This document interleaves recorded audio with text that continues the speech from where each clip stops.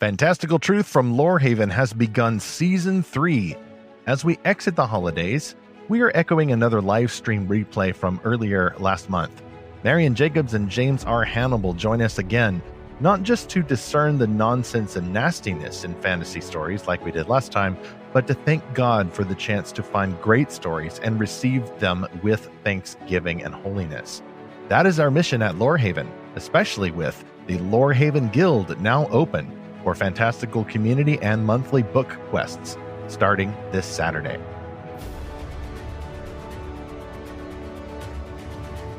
Welcome anew to Fantastical Truth, a podcast from Lorehaven.com, where we find the best Christian-made fantasy, science fiction, and beyond. We apply the meanings of these stories to the real world that Jesus Christ calls us to serve. I'm E. Stephen Burnett. I publish Lorehaven.com. I'm also the co-author of a nonfiction book about fiction called The Pop Culture Parent. And this is episode 93, How Can We Behold Fantastical Fiction Glories in YA Fantasy and Beyond? And I'm Zackary Russell. Zackary Russell's not here. Unfortunately, fortunately for him, he is still Christmasing as of this recording. In fact, Christmas is still going, at least if you're listening to this episode on the revised release day of Wednesday, January the 5th, 2022. Christmas has a few days left. Epiphany, part of the traditional 12 days of Christmas celebration, that is day 12, and it's on Thursday, January the 6th. So if you're listening to this podcast now, hopefully you've got a little bit of that Christmas spirit left. I think Zach has some Christmas spirit left, but he also attended a major conference right after the Christmas holiday. That's why we adjusted our recording schedule just a little bit. We originally planned to have that episode out in late December, and we decided to make that the first episode of 2022 in January after all. Also going on at Lorehaven, I've been very busy over the break, but I've enjoyed myself immensely, polishing up, sweeping out, putting in the last finishing touches of the Lorehaven Guild. That's our new Discord server.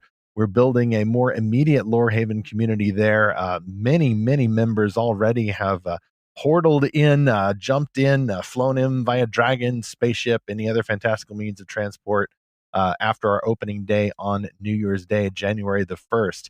This is from the article that I put up when we opened the Lorehaven Guild. We'll, of course, include all those links in the show notes, along with that very important detail that the Lorehaven Guild is exclusive to those who subscribe free to Lorehaven. To do that, you just go to Lorehaven.com, and to do it more detailed, you can go to Lorehaven.com/subscribe. Anyway, here is the announcement. Behold, the Lorehaven Guild is now open. Hark! As of New Year's Day 2022, we have opened the Lorehaven Guild community exclusive to free subscribers. We are keeping the Castle Cappuccino hot for you, available in 3 fantastical flavors thus far: mocha, vanilla, and caramel. Breaking the quote just a moment, turns out that many of our members are not that fond of cappuccino. They are part of the tea cult. Yes, there is a growing tea cult so large and so expansive that we shouldn't even call it a cult. That's insulting. The tea religion, rather. They'll like that. They'll like being called a religion. I think we appointed Parker J. Cole, the castle tea keeper, and Tisha as well, our newest, one of our newest Lorehaven reviewers.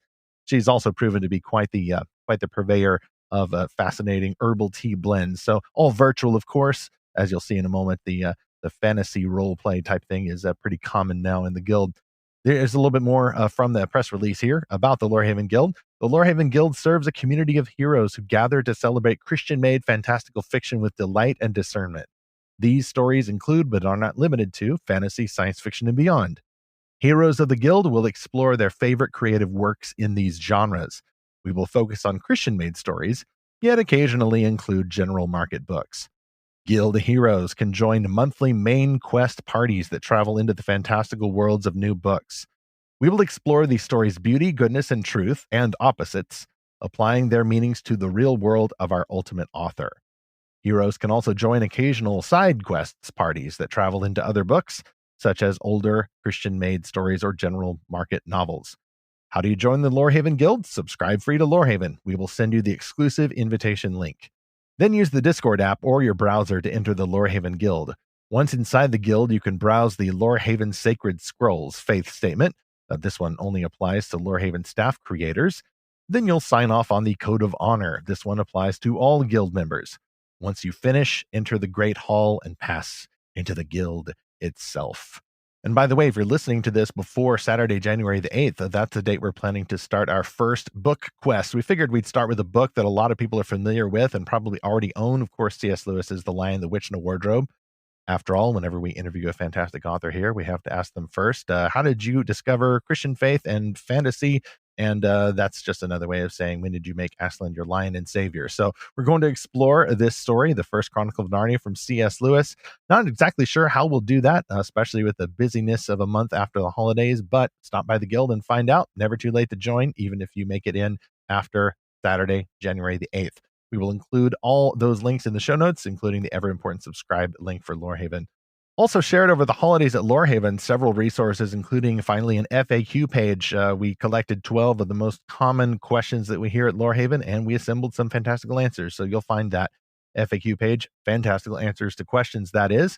We also assembled a crew manifest, putting together all the Lorehaven staff creators as of this date, and everybody who's on our Lorehaven review team. You can go see their smiling faces, get to know them a little bit better if you wish.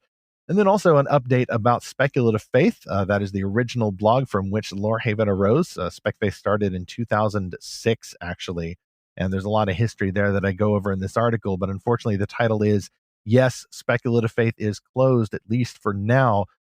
Listen to the end of this episode and you'll hear some feedback about that. And I might share one or two other thoughts. For any other thoughts about that, of course, you can email us here at the podcast, podcast@lorehaven.com. Our first sponsor for this episode is The Tethered World from Mountain Brook Fire. This is a YA fantasy for readers who like clean reads and family stories. So Mountain Brook Fire tells us, but the author of the story is Heather L.L. Fitzgerald. Here is the plot description. Normal means different things to different people. For 16-year-old Sadie Larson, family dynamics look a little different than most. Parents with oddball occupations, normal. 5 homeschooled siblings, 1 with autism, normal. Police knocking on the door and parents gone missing, definitely not normal.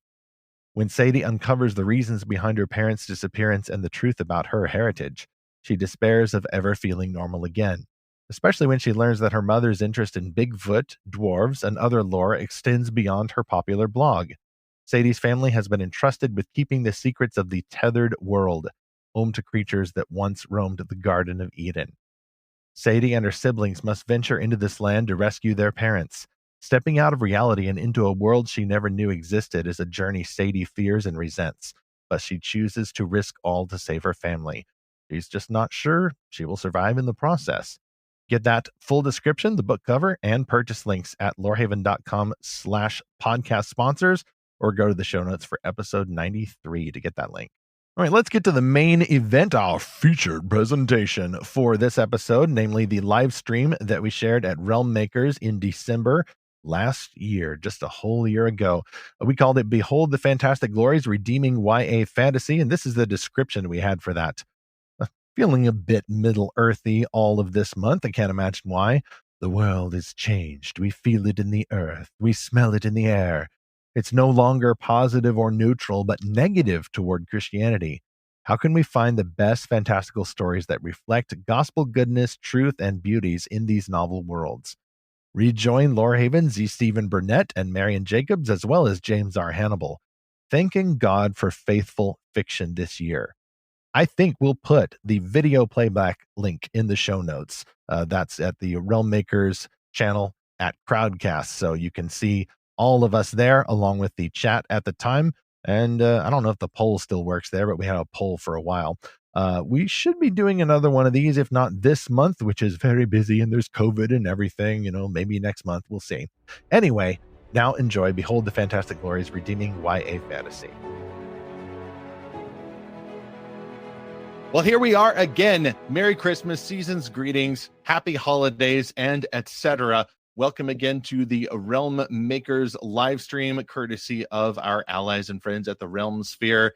This one is entitled Behold the Fantastic Glories, Redeeming YA Fantasy, sequel to our show from, what was that? That was back in October, right? It was before Thanksgiving, right? Even before Halloween? I think so. Yeah, I think so. Yes. So this here is author James R. Hannibal, lately of Wolf Soldier, which released in October, and he's got it. He's got it. You got it back there, right? You got the hardcover from Wolf Soldier nearby. I do. It's covered up by Bear Knight, the manuscript. So okay, there we. Oh, we get the sneak preview there. Okay, actually, if he holds it upside down, that means he's in distress. So we don't want to break the code there. So that's James R. Hannibal, and this is my friend Marian Jacobs. Well, James is also my friend, but Marian Jacobs, who writes for Lorehaven. She writes steampunk with Pinocchio.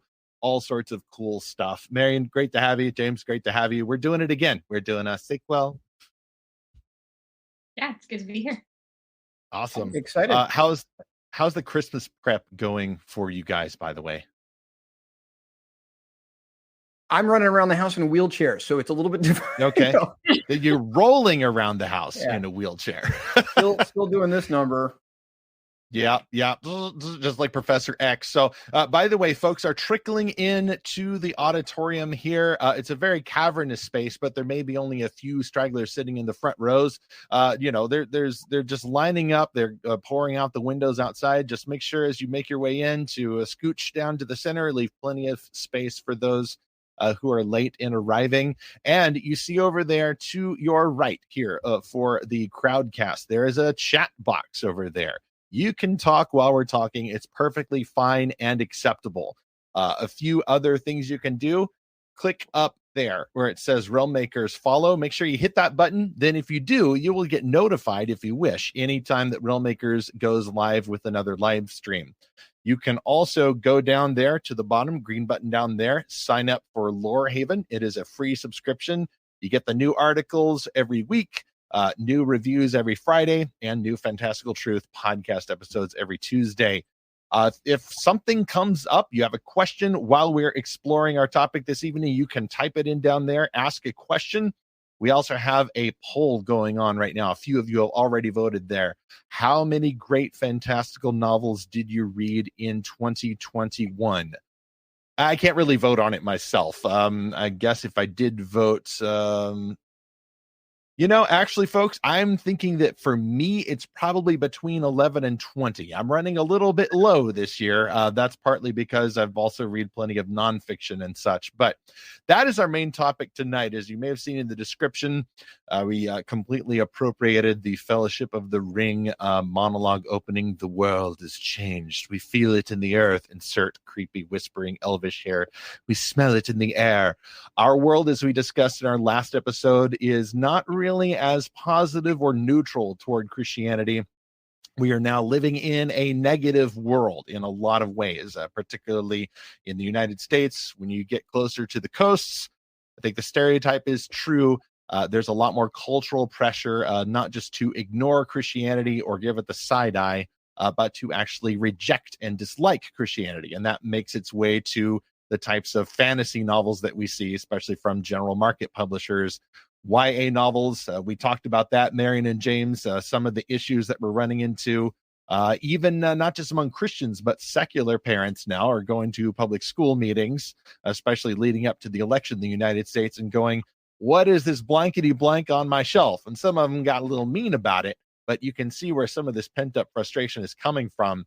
Just real quick before we move into the more positive correction, praising the good stuff and talking about how we can receive good stories with Thanksgiving, have either of y'all had any thoughts about that discussion afterwards? Like maybe, I wish I'd said that, or like, wow, I actually read this even more terrible book. It's worse than we thought. Like, James, I'll start with you. Anything that you thought after that discussion we had here on the live stream?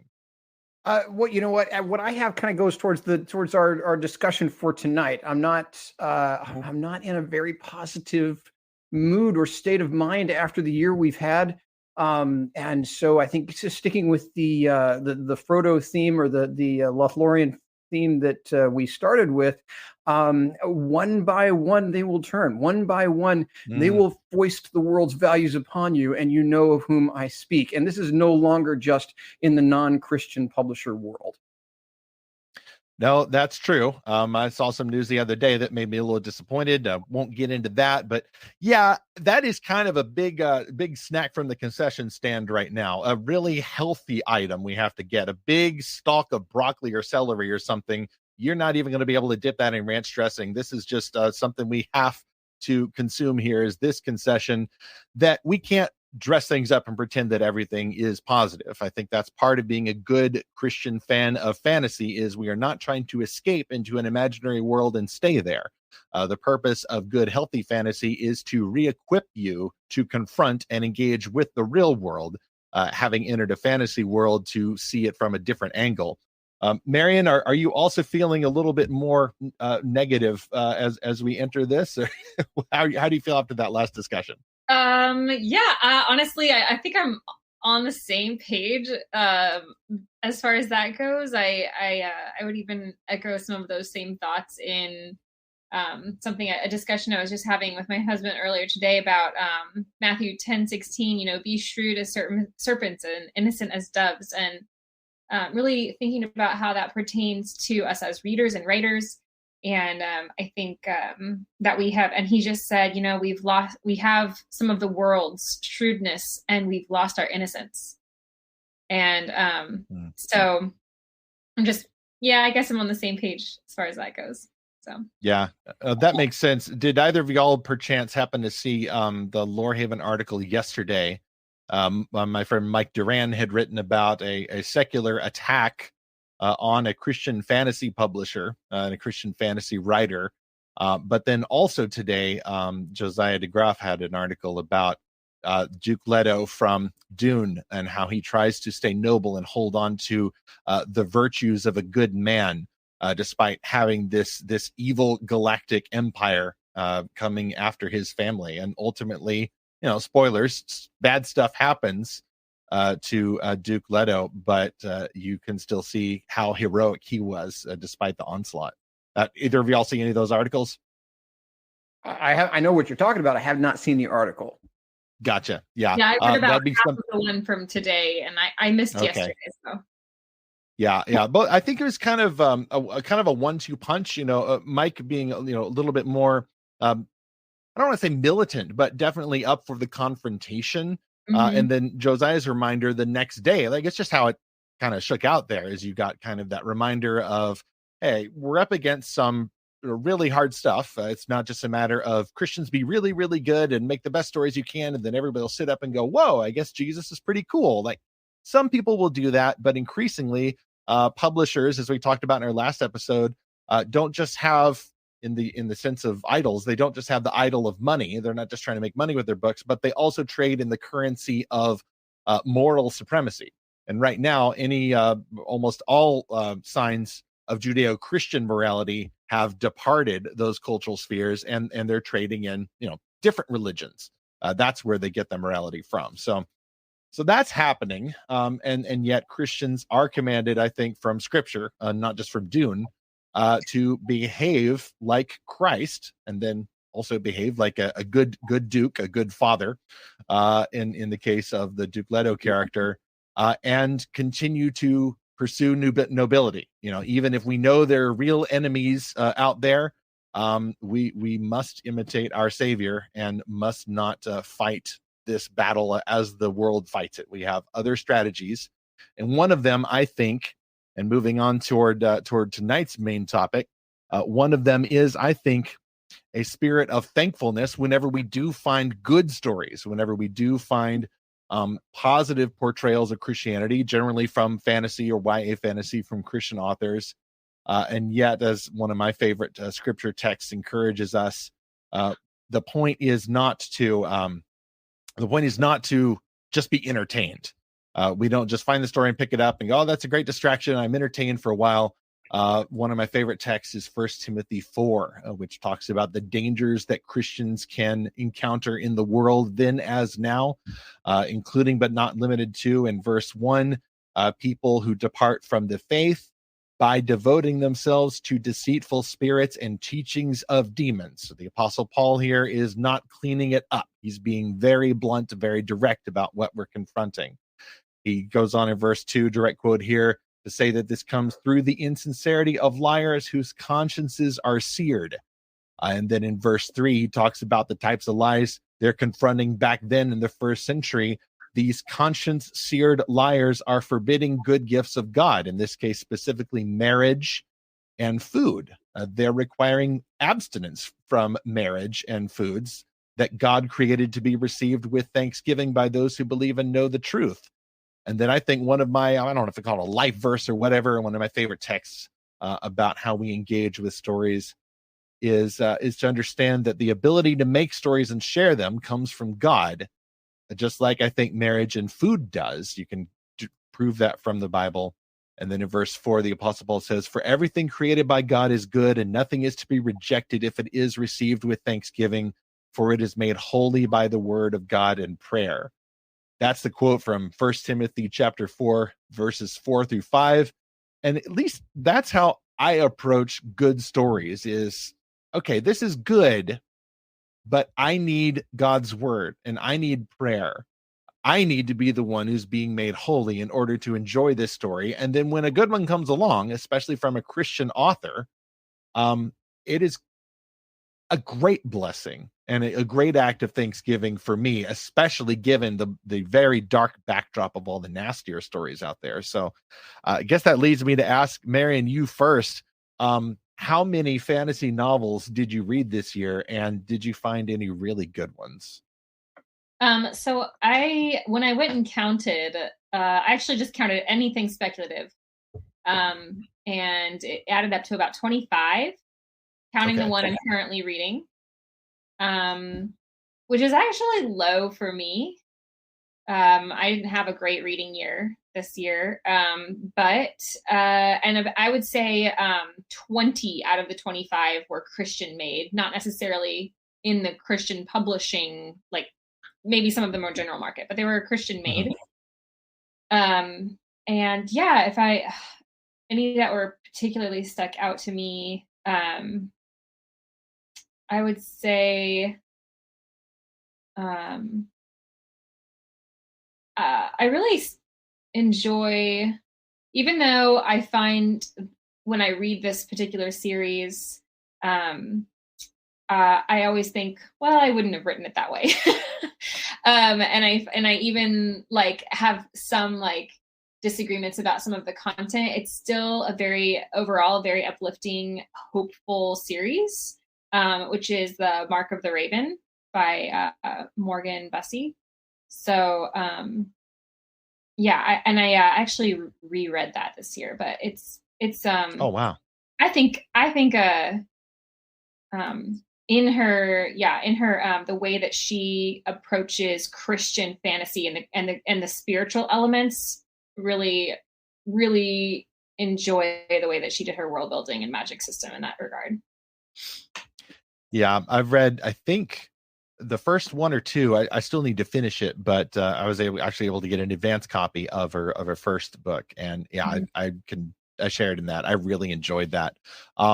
James, over to you. Like any good fantasy that stuck out to you that you were able to read and enjoy without experiencing that professional authorial, well, here's how I would have done it impulse. Well, I'm trying to step away from that because I've spent so much time judging. Like I said, last year in the last episode, we talked about how I was a judge for a major competition. I had like a 200 book stack. Most of it was in YA mystery and thriller, but a lot of publishers were, there's a thing with these, even with the majors where they send out books to like every award they can. And so, I've got a stack of fantasy books in my mystery competition, and that's frustrating. So last year I read a bunch. This year I was doing a bunch of mystery thriller stuff at the beginning of the year. I've had the privilege for the past several years of reading the Murder, She Wrote books before they come out. And now I'm reading another series for that author. But in fantasy world, I probably read 9 or 10 books this year, most of them unpublished or maybe half and half. Morgan Bussey's Skyworld series, what is that? Secrets in the Mist. Is a really interesting take on airships, and the whole paragliding thing is pretty cool. The social dynamics in that story in between classes are really interesting. So that's one I recommend. And it's going to sound self-serving here because everything I'm going to recommend almost is Enclave. But that's where I'm at in the world, facing major Christian publishers taking a turn to the dark side. Publishing foul language, going encouraging us to be saved by recognizing our whiteness rather than Christ. When you ask me where is it safe to read good fantasy and speculative fiction, there's one place I know, and that's Steve Lobby's Enclave.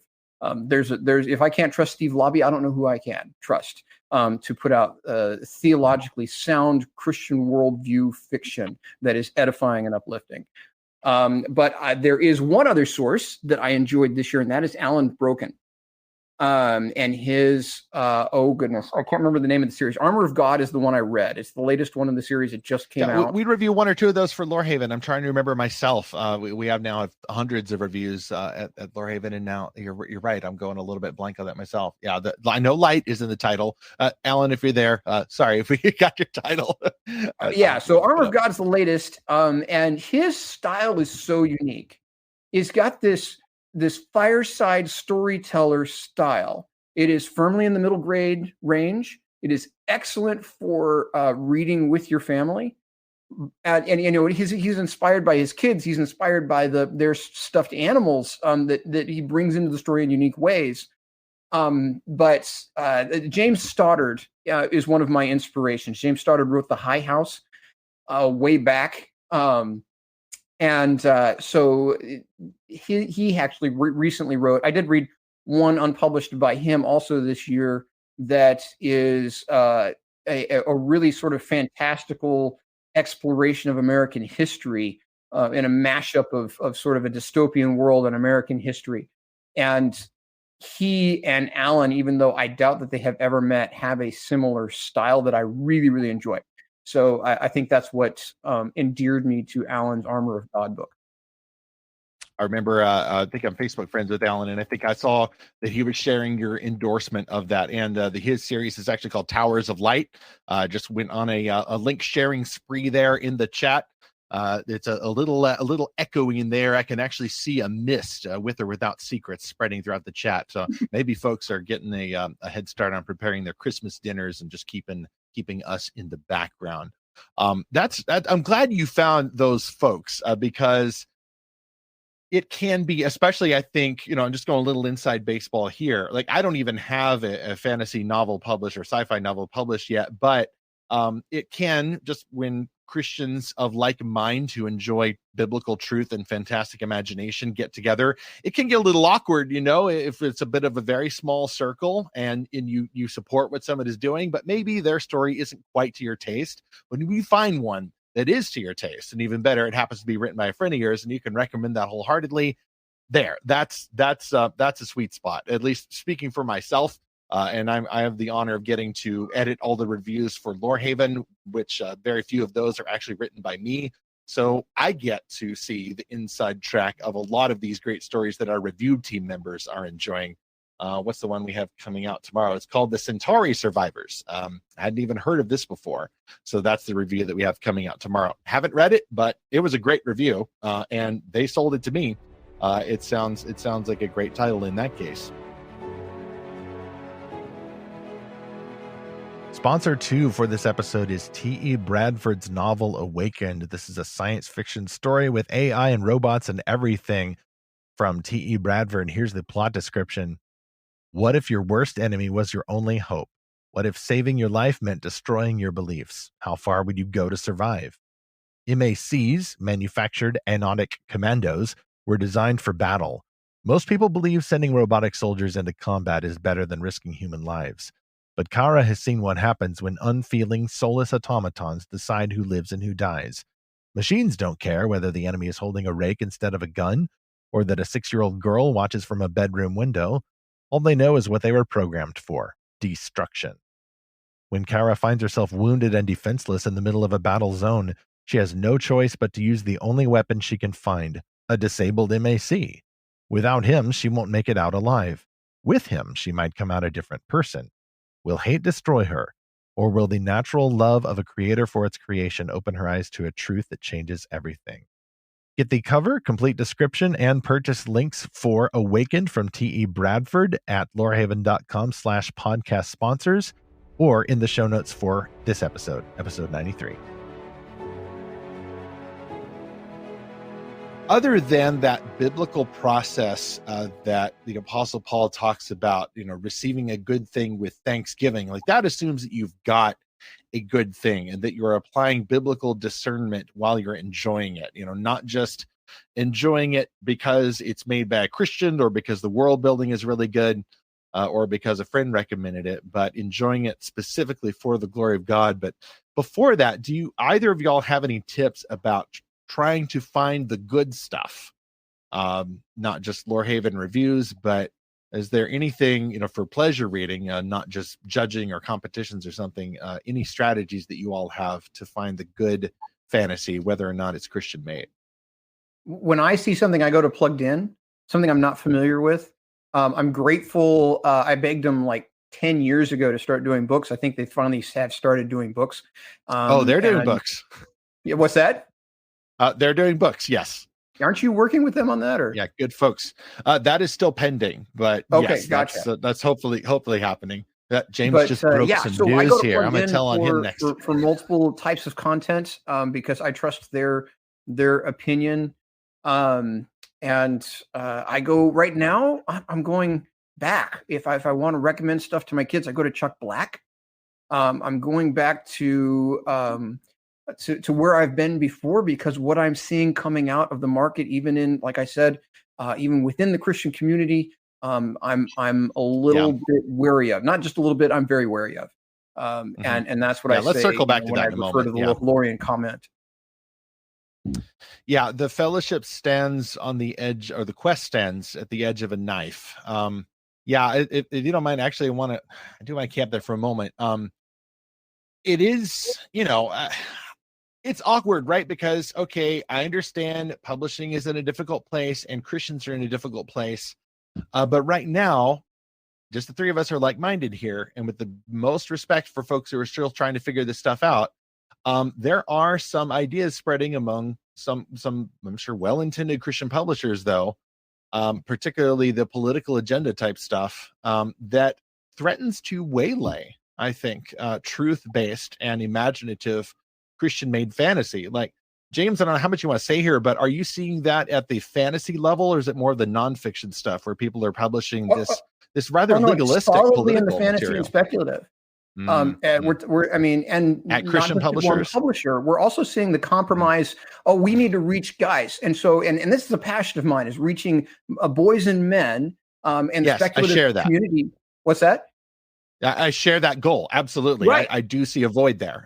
And the speculative community is a primary battleground for that. And when I see folks putting in, okay, so there's a strategy that I've seen of, okay, we're going to include foul language in our books. We're going to get gritty that way. Well, and what I say on that one is, if you're going to reach folks, if you're going to compromise your faith to reach folks, you're going to reach them with compromised faith. And so you're kind of stabbing your foot with the spear before you head into battle. I don't know how like-minded we all are on that topic. I think from the last discussion, it seemed like we were. But that is one that is certainly a frustration for me, and why I'm going backward to formerly, to novels from years past, where I know that these Christian publishers were not compromising. But there's so much pressure to compromise to stay in business. I think there's some desperation there as book sales went down, things like that. It's not worth it. It's not worth compromising our faith to keep a business afloat. Now, plus, I think we might be like-minded. I'll ask Marian in a moment, but we may get there different ways. Like, the way that I look at it is not so much, don't put the bad words in the books because it will corrupt you. Although in my case, I actually struggle with that. Like, bad words in movies or YouTube videos. Like, I've even said on the podcast, like, if I'm getting into an angry or ungodly mood during the day, those words rush straight to the surface and then out, and that's a biblical violation. Out of the abundance of the heart, the mouth speaks. If I've got those words, those feelings in my heart, and I've heard them echoed from a YouTube video or something, that causes me a struggle. So for me, that is sin. But for others, I think you can read the word on a page. It may not corrupt you necessarily, but it may draw that idolatry of anger out of your heart. But the way that I dislike that compromise in terms of language specifically. The reason I dislike that is that it's cheating. That doesn't make the story realistic. I forget, it was a couple of Fantastical Truth episodes ago we were talking about that, and like that doesn't inject instant realism into the story. People will drop these bad words casually all the time, not just because they're going through some dramatic experience. It's complete filler. And to do that is just such a shallow approach to make the stories more realistic and more suitable for male readers. I'm actually thinking of some of the ridiculous edgelord mega church attempts of decades and years past. They were a flash in the pan, and then the mega church leader or big name evangelical author blew up in scandal or just faded into obscurity. Marian, do you have any thoughts on those attempts? Yeah, and I think that it's not just about language. I think that is just something that is, with sex, language, any real content. I think that there's a way of, like you're saying, it's cheating, because you want to be real, and yet realism, being realistic has become an idol. I think for a lot of writers and readers alike. It's about, now it's just about like, I'm entitled to these things because writing is about being realistic, instead of conveying truth in a way that is edifying and God glorifying. So, I mean, it's really just about, what is your goal as a reader or as a writer? What is your goal?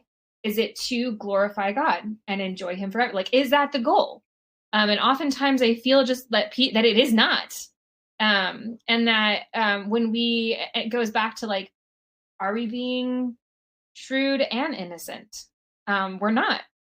We're being shrewd and we've lost our innocence. And so that is, we're puddle jumping, we're going from one thing to the next, and we're trying to serve both God and money. We're trying to serve both God and Baal, and you can't do that. Like, there is like some big idols that we have erected.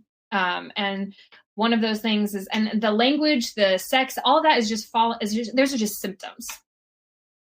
Yeah. So I want to know, because we talked earlier, or in the email discussion we had, was of what you read that was not from Christian publishers. So I'm wondering if either of you have done any of James Islington's series, The Shadow of What Was Lost, Echo of Things to Come. I can't remember the actual series name, but the third one just came out. Have you guys heard of that one? Mm-mm.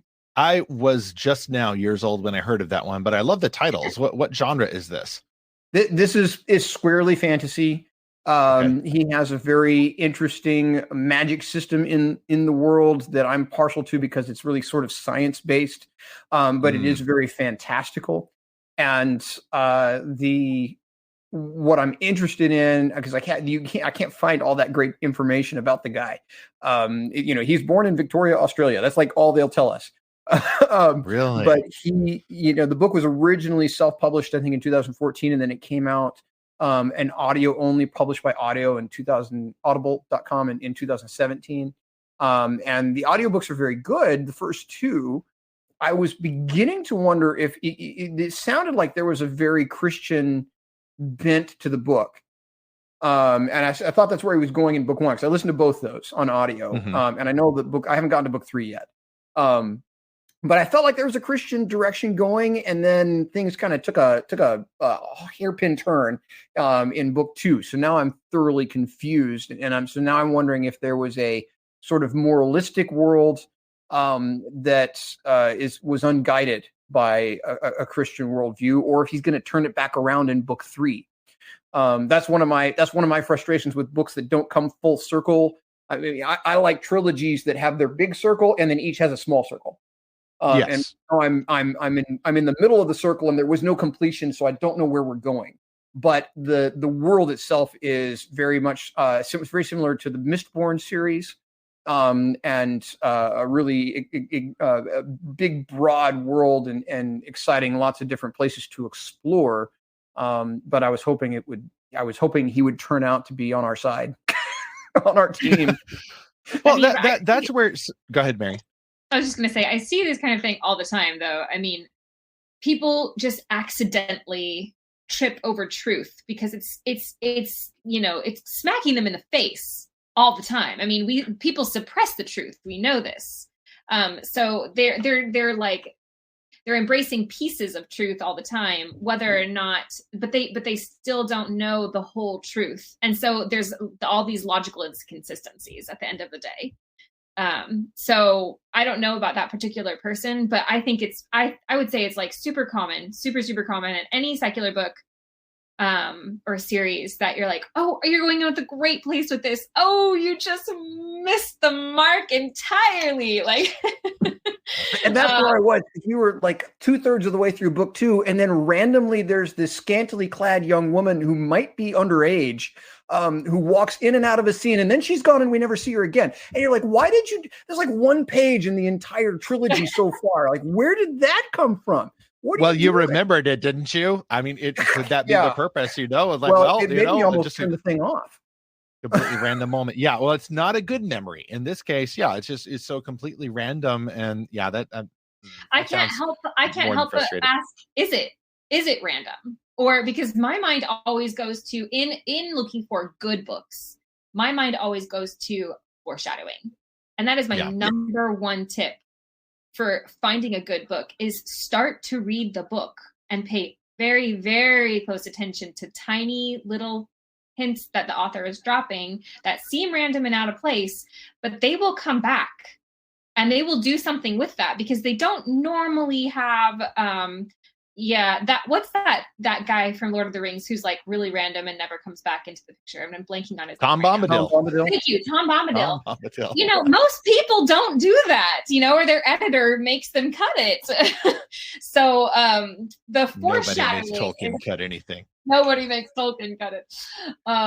We didn't want him to cut that. But usually things like that aren't just there just for kicks. I mean, it's possible, but I would say like that if that is there, then that's a huge red flag to me because it's very likely foreshadowing. Yeah. So it's Chekhov's worldview. If you know where to look, you can see a skilled author will just leave this little belief tenet hanging above the mantelpiece. And a skilled author is not going to put it there unless he fully intends the character to grab it later on sometime in chapter 6. Fire it in the next scene. And fire it in the next scene. That was an interesting drawback to Tolkien there, because for that little separate piece of his work, that whole Tom Bombadil peak is really this outlier. If you ever told me that Tolkien did drugs at some point in his life, I would be like, oh, and then you would say, but Tom Bombadil, and I'm like, oh yeah. Yeah, maybe. I can see it's a new fan theory there, some kind of revisionist history. There was more than tobacco in that pipe. No, we're not starting a rumor here. Tolkien was we're not. Famous. No, he did not. No, of course not. Now, there are some other authors, for example, Frank Herbert, of whom this has been alleged, and some of the hallucinogenic states that he describes in his novel Dune could definitely reinforce that. That brings me to my favorite new novel that I read this year was Dune. I am latecomer to that franchise, obviously, similar to how actually the first time I read The Fellowship of the Ring, it was just in time in order to see the film.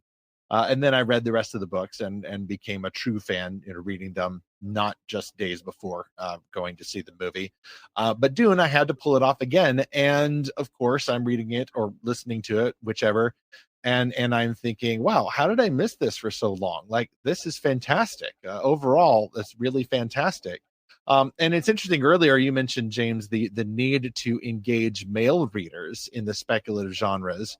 I rediscovered this truth, not as a creator, but as a reader, reading Dune, because although Dune has male and female fans, I would describe it as a very male story. At least it's a story that's very male friendly, not just because the main characters are men, as well as Lady Jessica. Pause for laughter. Lady Jessica, Duncan, Idaho. Little genre bit there that just seems to kind of be a serious joke, by the way. But this story got to me like few other stories do. Like, because it's a coming of age story, because there are good men in it, like Duncan Idaho and Duke Leto Atreides the first. They, to me, come across as fictional role models, at least so far, and to some extent Paul Atreides himself. And yet this story was not loaded with nonsense. It is, as the kids say, very based, and it is the enemies who are shown to be disordered, sexually perverted. Like, there's enough description where you get the idea, like, these guys have thrown their humanity away. And the heroes are the ones trying to hold on to their humanity, even amongst this weird planet and this weird setting that the author created. Yeah, and that's another one where I say go back in time. I think it's been a while since I read the books, so I'd have to go back and read for content to be absolutely sure. But definitely not middle grade, upper YA would be something to go to for Dune. But good, I mean, just an amazing world. And also, on you're spot on your sense that this is Guy's books. The editor currently maintaining that series for Penguin is Tom Colgan, who also does the Clancy and the Bourne books. So I think you're spot on the section where that falls. I see. Marian, any thoughts on the like? Have you read Dune? Like, did you pick up on this stuff? Okay. Then I'm not going to spoil anything. Come on. I have zero interest in reading it, but I will definitely watch the movies. But it definitely looks like is man. It just like reads man, because the other thing is definitely the other thing is like I things up with sound waves. Come on. No, I think it's really cool. Like everything about it, the world building, but I don't know if this is a male or female difference, but I am definitely very into character driven stories. And although it may have good characters in it, it is not a character driven story. So it's just not my cup of tea. You are dead on. It is most certainly not a character-driven story. Yes. Although you might enjoy the film anyway, because obviously adapting it for that different medium, you have to drop a lot of the really plot-heavy, world-building heavy type stuff and focus on the characters. Right. It works. Like I haven't seen a Dune book fan who didn't like the movie. Similar to folks who were fans of Fellowship of the Ring, you kind of felt disappointed they didn't get Tom Bombadil and the Barrow Wights and some of those things in there, but you kind of understand at the same time.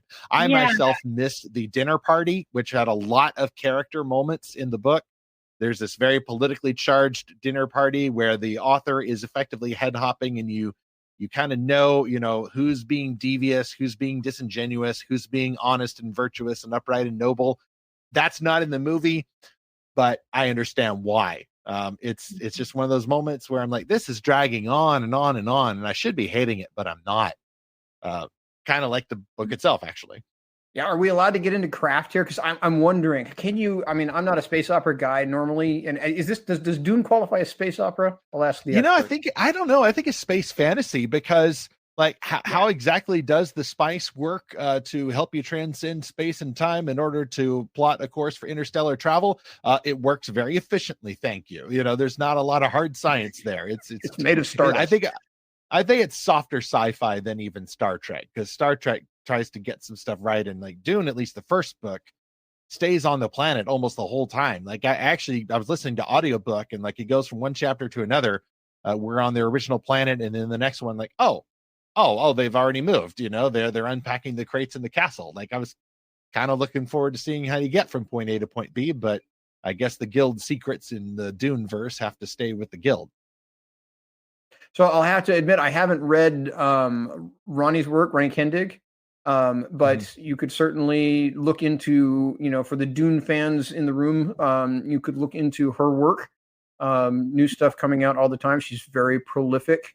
But she does seem to, her fans, from what I can tell, seem to feel that there's a lot of good character driven story in there. And to me, that's masterful, because with the volume of world or universe or galaxy that you're covering and something like that, how do you do character? I like small, tight teams. I usually, all of my books, I keep, I like teamwork, but they're fairly small and tight, and I try to keep them there. because I don't think I could do this giant, this thick book, galaxy, and effectively do characters. Yeah, I think I her like the work giant stuff. is definitely character driven, space opera, just beautifully written. I do think it's a little bit on the steamy side for me. So I don't know. I think Brand of Light. Yeah, that makes sense. Yeah. I think it was a bit much for me. But I think it might appeal more to men who are okay with that, or like that doesn't affect them. So there you go. Yeah, let's just come right on and say it. Generally, men and women, it's from what I've seen, have different responses to more sensuality in stories. It doesn't go right over my head, but like I don't stumble there. If anything, it actually takes me out of the story. I won't say whose novel I read. It was a Christian made fantasy novel. It was not an Enclave title. It was not a Ronnie Kindig title, but I was reading one where it's like, suddenly we're describing this dude's hardened muscles, and I'm like, doesn't do anything for me, folks. Like, I mean, it just makes me laugh, and so it takes me out of the story. Like, I can understand why that's there, but that is one thing that I wouldn't necessarily count as a fantastic glory in YA fantasy. Doesn't do anything for me as a male reader. So we're actually kind of spinning off a little bit here in the differences between male and female readers. That's a topic I've wanted to get into on Fantastical Truth for a while. But if you we're got to going to have review fantasy fiction, then we might have to, because we seem to have devoted a lot of it to girls, in terms of YA. This is true. And so we need to see where those differences lie. The interesting thing, if you ask Tim Shoemaker, who gives a great talk about writing for boys, he writes adventure books. But if you ask Tim Shoemaker, he'll tell you that girls will read, in most cases, maybe not Dune. Girls will read almost anything, but boys have very specific tastes.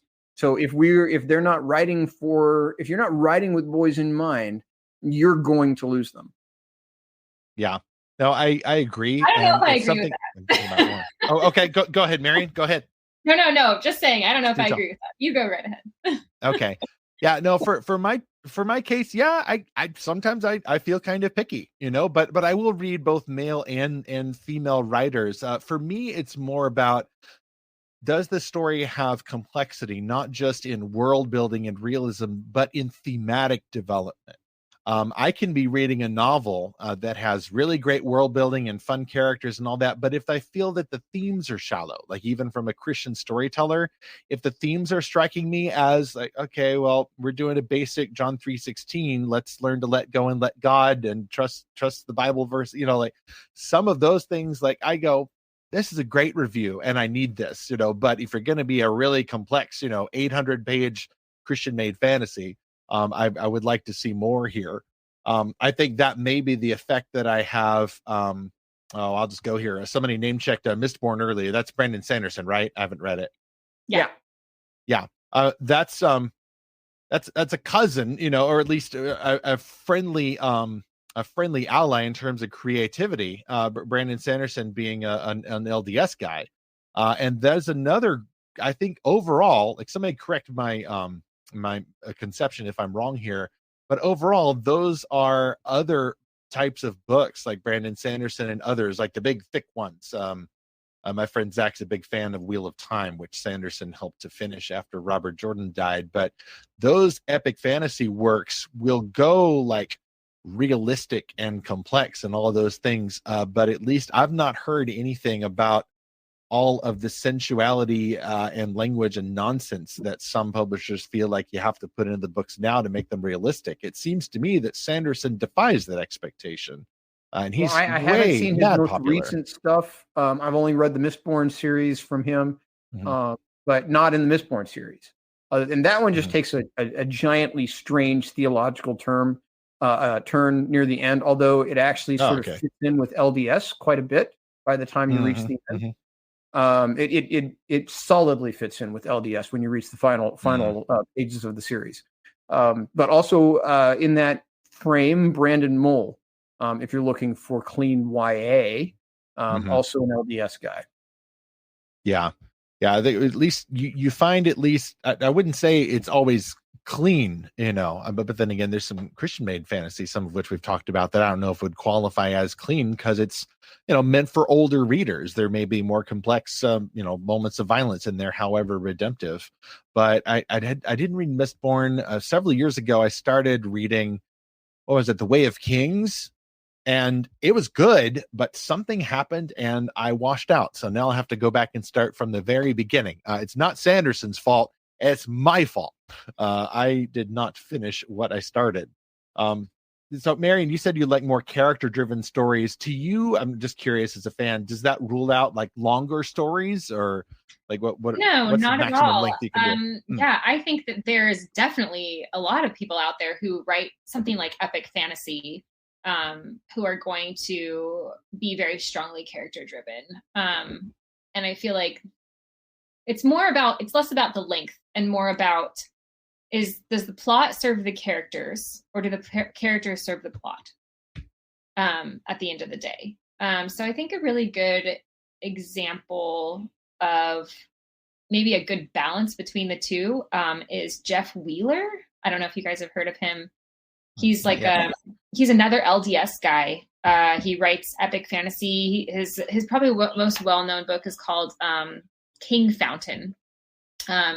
But he has a lot of like big, huge world building epics that are really clean, super well done, huge on plot, and but they're also really character driven. And I feel like he's like really grasps that that balance really well. So yeah, no, it's not about the length at all. It's just about what serves what, So yeah, Meg McDonald comments in the chat, there are a lot of LDS fantasy authors. Yes. Mm-hmm. Yes, there are. Somehow the LDS folks would, what do we call that? An offshoot of Christianity. We don't get too far afield there. That's another live stream. But they seem to like making fantasy more. Mm-hmm. And then more Christians, it seems, at least at the hugely popular mainstream level, are like, we got Lewis and Tolkien. We're good. We're good. Oh, wait a minute. No, there's this guy called Andrew Peterson. Well, he's a musician and we like music, so let's check out his fantasy. Oh, wow, this is really good. And it's not Lewis and Tolkien. And then hopefully also they check out some Enclave stuff, they check out some independently published stuff, they check out the good stuff made by our Realm Makers friends and colleagues, and they'll figure out that you don't just have to stop with Lewis and Tolkien, and you don't have to jump to the other religious group and just get the LDS authors, although they're really skilled storytellers as well. You can find newer Christian-made fantasy in many different genres, whether it's character-driven, plot-driven, science fiction, fantasy, space opera, any of those things. Yeah, I find that. Go ahead.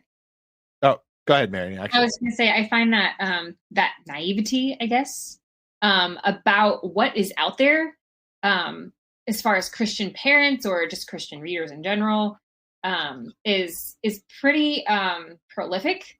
Just so much like that, of only reading Lewis and Tolkien or Andrew Peterson, which I'm so glad that they're reading Andrew Peterson. But it stretches pretty far into having absolutely no idea what their kid is reading. And which is another reason why, like we talk about this stuff, why do we talk about what content? Why do we talk about this stuff? And honestly, one of the biggest reasons that I talk about it is because, people will hand their child a book thinking this is safe for you because it's, and they have no idea. They have no idea what's in it, but they also have no idea how to determine what books to give their kids. Because they can't read everything their child reads. So, yeah. So I think, which kind of goes back to our original question, which I don't know if we ever finished really answering, which is, how do we find the good books? See, and that's how I started this year. I went to a YA fantasy series, first book in series from a major Christian publisher, and I handed it to my kid without previewing it. And a couple days later, he brought it down to my office while I was working on my book, and he said, "Dad, this isn't a Christian book. Oh dear. Okay. This book is heresy."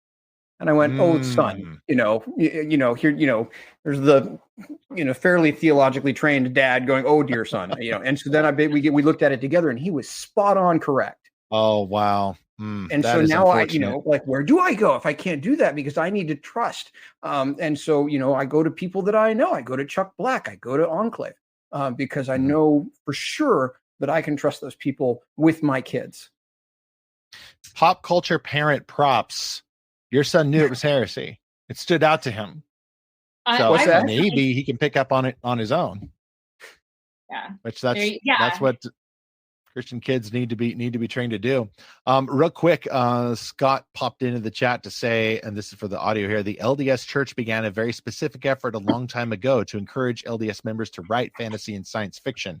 We see the results of that, and I want a primary source for that, Scott. Let's talk there, brother, because I think that would be very interesting to explore.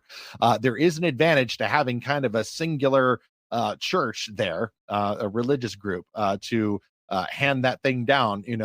Christians, evangelical Christians, by contrast, do not have that. And I think there would be issues if we did have that. We've already got plenty of issues as it is. However, hey, Southern Baptists, Presbyterians, Methodists, whatever, any of those good Christ-focused, gospel-centered denominations overall, you want to hand down some orders? I could take a little church or bishop authoritarianism there. It would be nice to have that kind of encouragement, but I think that it is something that independent Christian authors are going ahead out there and showing. I think that there is a demand for this, and not just among the authors, but from the readers. And James, you and I were at the Florida Education Conference last May. And you've been to other events, and so have I, with the Realm Makers Bookstore. We see firsthand not just the author-creator demand for these stories, but we see what happens when these giant homeschooling families who will budget thousands for books, they show up at the booth and their eyes go ba-boing, and they're going to the Enclave area, or they're going to your Light Raiders area, and they're finding these kinds of resources. By the way, boys and girls, anybody who says boys don't read, they need to go to one of these homeschool conventions. And I have been a homeschooler. That's how I got where I am. It appears to be not just a female-friendly fantasy fandom here, but dudes like these stories as well. And anybody who's making those kinds of books would do well to pay attention to the reasons why we like these kinds of stories. Boru. I'm laughing at Boru's comment. For those of you who are hearing this audio, go to the live stream recording. This whole thing will be available, by the way, for replay from the very beginning. Once we're done, go to the chat and see what Boru said there. Little Easter egg there. It might just crack you up a little bit. So, James, I want to ask you, because frankly, I wanted to ask you even off the chat, like, are there any other factors that are steering the best YA fantasy that we see in more of a female-friendly direction? I don't just mean, that's books for girls. Like, that's sexist. I'm not going to say that. I enjoy lots of these kinds of stories, but the covers are getting a little pinker and a little purpler. Is that just because, frankly, girls are more enthusiastic readers and they're talking about it on Instagram, or what's happening there from your fan? It's a combination of factors. One of them, in my opinion, is, and I would love to go back and look up, I know there is a scientific term for this, but it's sort of like this self-perpetuating snowball.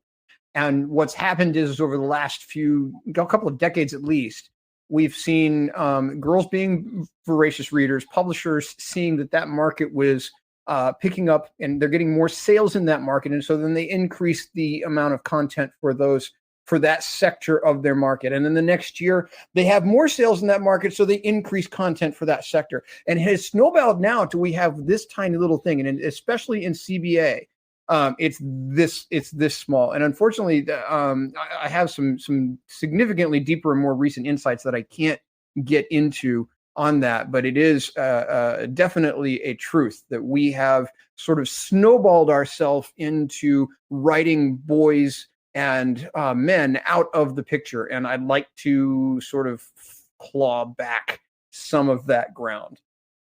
Let's claw back together. I think we have many women as well who'd want to do the same thing. I think, Marian, that dudes do buy books, but when we buy books, it's political books and doctrine books because dudes like to fight. Mm-hmm. Yeah. Have you noticed this as well? In the dudes, like, I mean, especially among Christians, like we like our doctrine books. Well, my husband is an academic. Okay, so I 100% understand this type.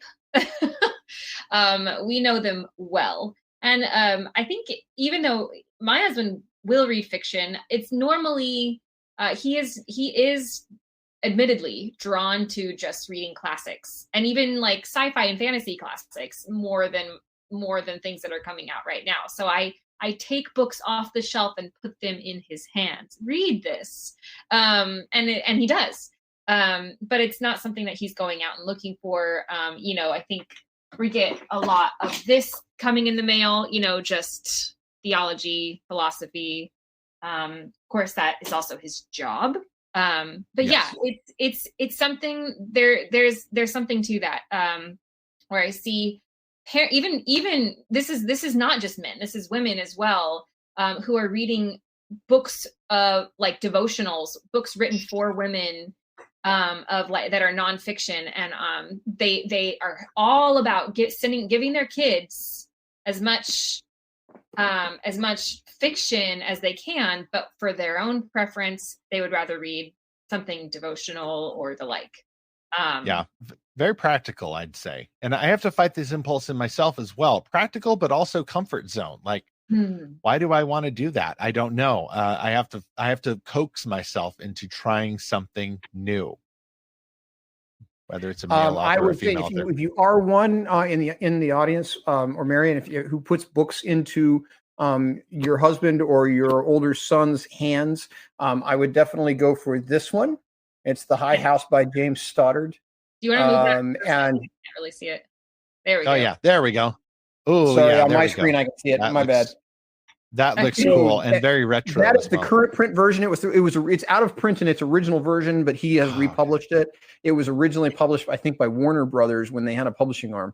But that is some really great fantasy fiction written by a Christian man. He's not an allegory guy.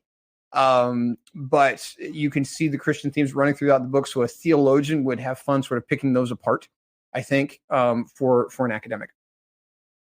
Now that sounds like a kind of book that I would eat up as well, because I'm not an academic, but I play one on the internet. So that is where my taste. If you want to really go highbrow, go for Stephen James's Quest for Celestia. Okay, I've see Stephen James everywhere, and reimagining of Pilgrim's Progress. I need to do this. Okay, there we go. Is it sci-fi bent there? It sounded like it from the title that he gave. Okay, there we go. So all kinds of recommendations here. Adventure, little of that. Yeah, I think there's a little mix of that there.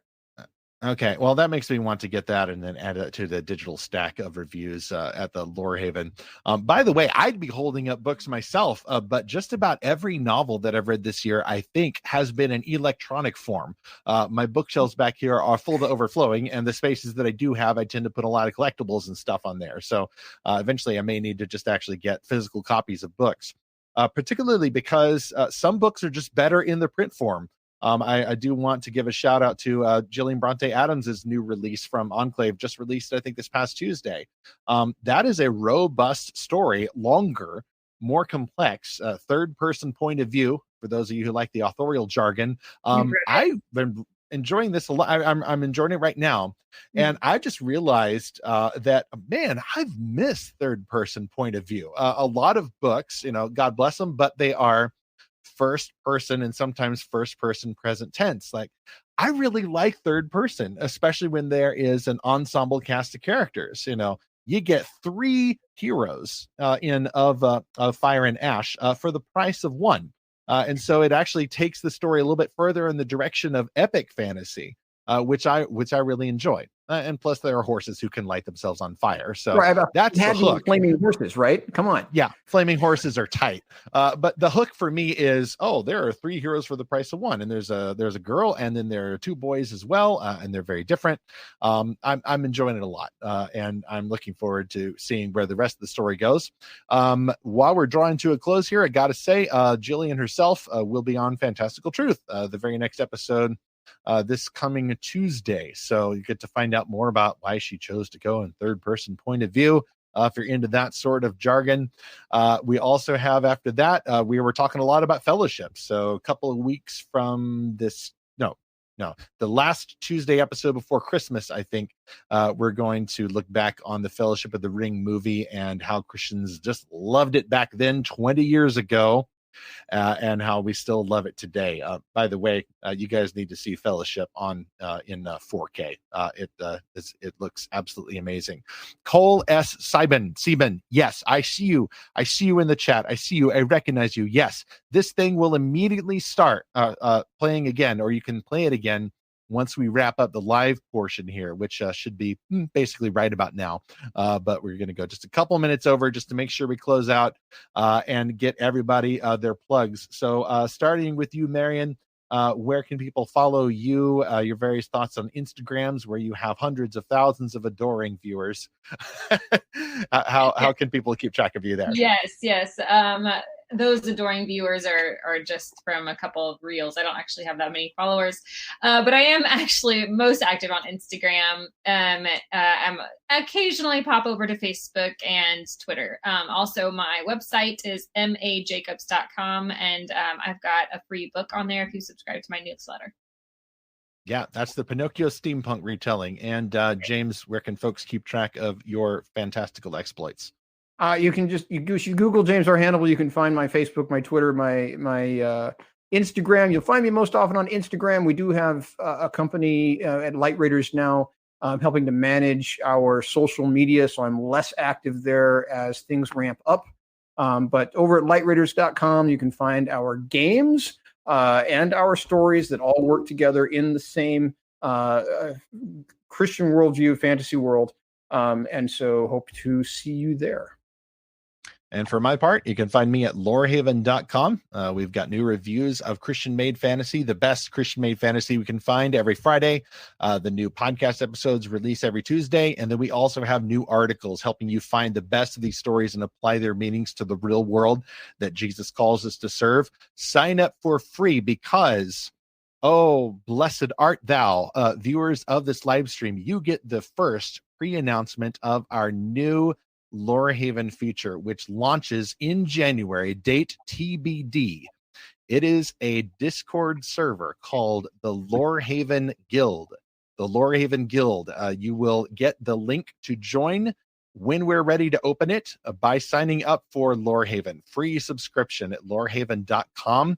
We will have in said Lorehaven Guild monthly book quests, guided excursions, book club style, through the best Christian-made fantasy, science fiction, and beyond. This is going to be a curated community. We have a code of honor. We have a faith statement and everything. Definitely Christian-friendly, gospel-based, fantasy-loving. I think you're going to love it. We will be announcing more details about the Lorehaven Guild this month, hoping to open in January. Stay affixed to lorehaven.com. And if you're a Fantastical Truth listener, we'll probably drop some other hints for you all as well. I think with that, we're good. Marian and James, great to reunite. Anybody who arrived late, the show will be available for replay as soon as we end. I think that'll be it. So just really appreciate y'all coming in. And I love the like-mindedness here. Maybe we'll do it again. Maybe not. We'll see. But I hope everyone has a very Merry Christmas and a happy, fantastical new year. Godspeed, Realm Makers. Thank you. Well, that was a wide-ranging and yet suitable conversation to close out the new year. You may have heard there, I gave yet another little guild pitch, a little less detailed there because this was earlier in December. We were still putting together some elements of the castle. Get more information at lorehaven.com/Lorehaven Guild. Our third sponsor for this episode is Andrew D. Meredith's fantasy novel Thrice. It has a shorter description, but a big endorsement, and this is the description for this title. Forced out on the road with the boy left in his care, Jovan determines to journey into the cave of the bear to seek out those that would do him and his boy harm.